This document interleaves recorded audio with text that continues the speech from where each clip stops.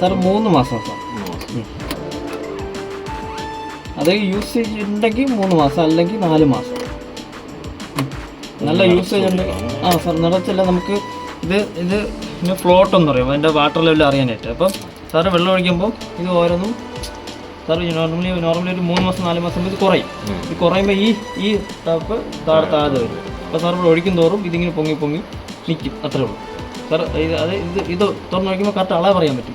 ഇത് ഇങ്ങനെയും തുറക്കാം, പക്ഷേ ഇങ്ങനെ തുറന്ന് ഒഴിച്ച് കഴിഞ്ഞാൽ സാറിന് അളവ് പറയാൻ പറ്റില്ല.